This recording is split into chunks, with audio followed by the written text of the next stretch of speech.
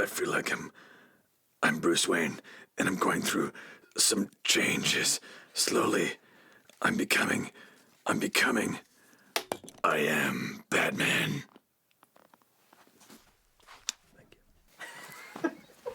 After I made the Lego movie, it seemed clear to everyone that the world needed more of me. Sounds like a cool guy. We wanted to make a movie that felt like 11-year-old Michael Bay and 11-year-old Henry Selick got together to make the craziest, most artistic-looking action movie ever. Such a great feeling to be able to go out there and build a world. Disconnect the 6x10 plates. Like this? Whoa. And it was really the fans that came back to us and said, guys, we want to hear more stories told in the Lego form. You're the best, Batman! Oh, I'm humble. I got this. Hot diggity dog! Iron Man sucks.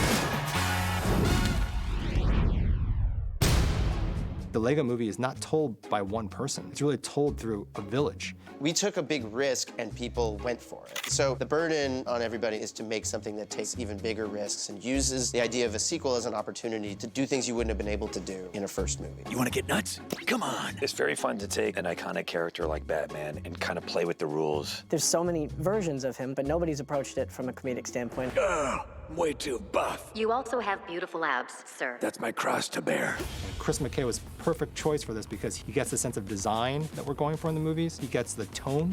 I've got good tone. And most importantly, he gets the sense of humor. Butler with 2 T's. He's a huge fan of Batman and comics in general, so he knows it inside and out. You know, what's great about Batman is that he's the richest guy, he's the most good-looking, he's super buff, he's got all these toys that he plays with, and yet somehow he's the darkest, most brooding superhero in the world. We wanted to kind of take that and try to have a movie that sort of explores, what is this guy's problem? Can this guy actually be a superhero and maybe even learn to be happy?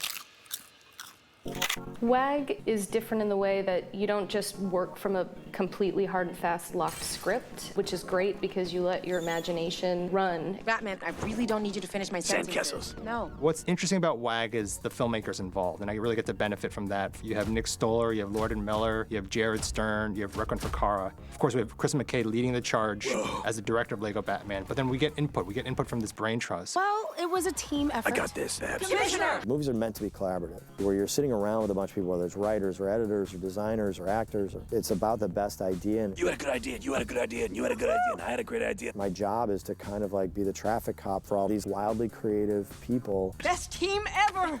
Let's do this. First, we take the script and we turn that into storyboards, and we work with the editorial team and put it in what's called an animatic. Riddle me this, Batman. When is it? Punchline. Well, an animatic is basically like a rough draft of the movie. How dare you tell me how to parent my kid I just met? To the Batmobile. In the very beginning, they showed me a little sequence that they'd animated. And seeing that, you know what tone you're all going for as a cast. Eat snow. Eat snow. Eat snow. Eat snow. Eat snow. Eat snow. Eat snow. Eat snow. Eat snow. Eat snow. No brain freeze. Then when it goes to our amazing actors, they get to take that and make it even better. They get to add their quirks to it and their funny improv. Speaking of ouch, you're getting ready to say it! Because it's animation, it is a little bit more heightened. I get to overact even more. You don't think that I'm constantly, sought after by good guys all the time? Name one. Name one. Because I feel like you might get jealous. We were making each other laugh and surprising each other, and that sort of element of surprise came across in the film. This time, I got yo. It's just like a great thing to be like, okay, now we're just gonna make weird grunt noises according to fighting scenes. When you get to take what the actors do on the mic and then sculpt that again in editorial, you just get gold. Can we use code names? No. Mine can be Robin. As in the small, Midwestern frail bird. Yeah, and I already have a catchphrase. Tweet, tweet on the street. Hard pass. On an animated film, you can sort of make it up as you go along until we have to decide the version we're going to make and then put it into production.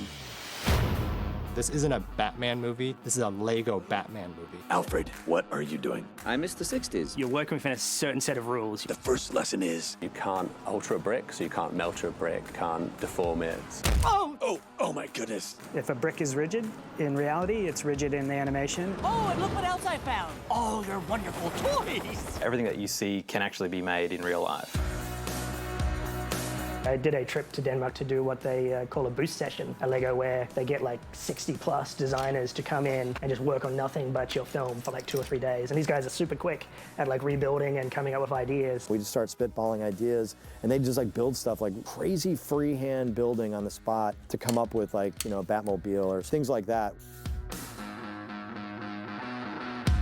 I like that they challenge us in terms of how far we can push concepts and what we really think the modern child can buy into. We're doing some really cool things with Killer Croc. I did something! And Clayface as well. They're going to be bigger figures. And those models then plug into our digital brick library. That sounds overly complicated. Talk us through it. The brick library is essentially like an infinite toy box. Okay. So the modeling department gets the files from the LEGO Corporation. I think in the library now there's about almost 4,000 bricks. We use LEGO Digital Designer to assemble our models.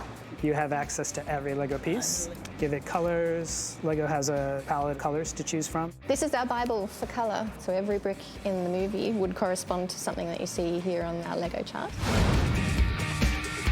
I love the color saturation of the movie, just how bold it is.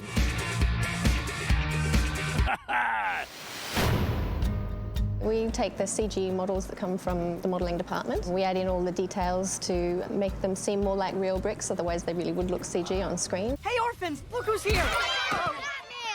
We detail the bricks based on what we see through a magnifying glass. With real Lego, fingerprints are all over it.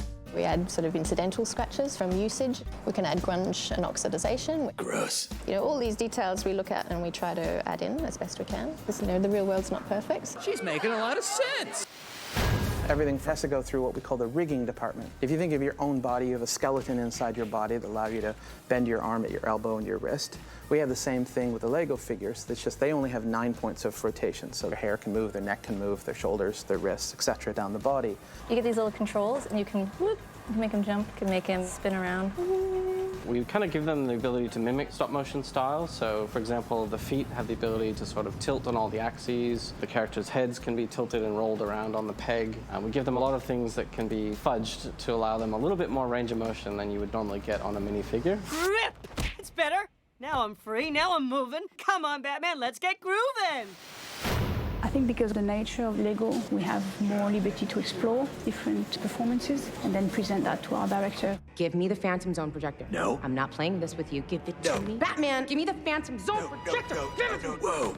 Right, they're taking a lot of steps to do all of this stuff. If she reaches over like this, he goes out of it like that kind of thing and steps back here. Trying to find a way to make it more of a dance. No. I'm not playing this with you. Give it to me. Batman, give me the Phantom Zone projector. Give it to me. Whoa. Animation is a very iterative process. You do something, you run a little movie of it, and you watch it. You go, oh, it's not hitting it the right way. Then you can change the timing of your poses, or you can change the position of the poses, and you watch it over and over and over again. That is such a load. Okay, Batman, we'll take it from here. The animators can call up a library, and it's got hundreds of these little faces, and they can go to a frame of their animation, and they can say, okay, I'm listening to the audio, and he's saying E.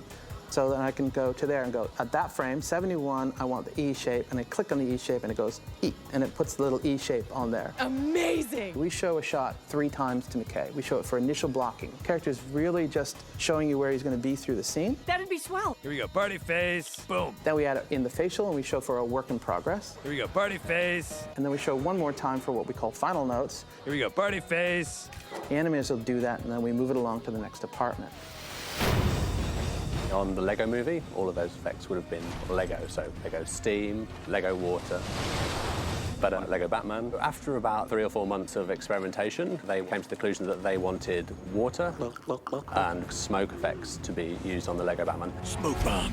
It's kind of winter time. There's a winter gala, and you'll see the effects team has put little snow coming down. You'll see the streets are wet. But we also made the deliberate choice when it comes to fire to keep them Lego bricks. How do you feel about lava? Yes, lava. Done. Yay! I'd say the strangest effect has probably been Sauron spewing eye. Is that real lava? We were essentially told it's like a child being sick, cover the city in spew/lava. All right, yeah, it's 100% lava. The light in this movie is pretty stunning.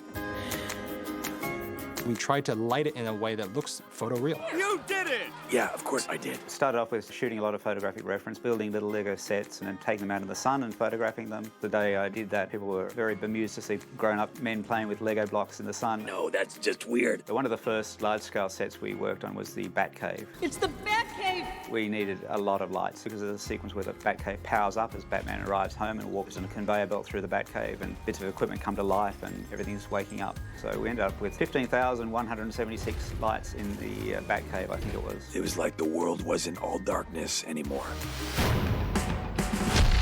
It's basically like having a real-life camera inside of the computer. Hello, secret camera. It's our job to figure out where those characters are in that space and where is your camera relative to them. Do you see what I'm saying? The matte painting department makes large paintings for filling in the background, in layman's terms. Whoa! Well, look at this place. Am I being too loud? We wanted some of the sound effects would just feel like they were being made by a child playing with the stuff. Bang, bang, bang! Flip, scary noise. Like, instead of gunshots, they would go pew, pew, pew, pew, pew, pew, pew. Pew, pew, pew. Okay, okay.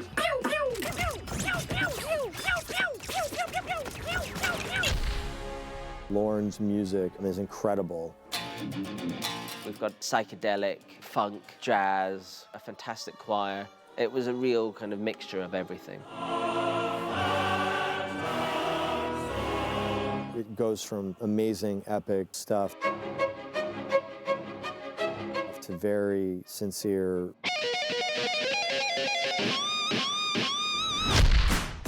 Well, we've taken advantage of a lot of the modern trends in terms of hardware. We have a truckload of RAM that we throw at a lot of our shots. Behind us you see two containerized data centers. They're essentially shipping containers that are packed full of storage and compute capacity that's required to meet the demands of our productions.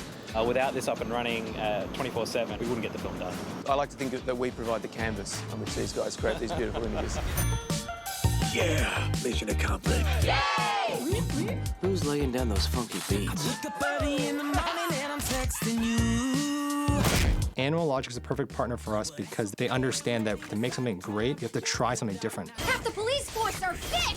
Sergeant Jackson, stop flopping around! We've got a lot of serious Batmen out there in the world, so it's nice to have one that we can have a laugh with and have fun with and still tap into all of the crazy rogues gallery. Crazy Quilt, Eraser, Polka Dot Man, Mime, Tarantula. We went to the Wikipedia page of Batman villains and started from the bottom of the list. Kite Man, Cat Man, Zebra Man, and the Condiment King.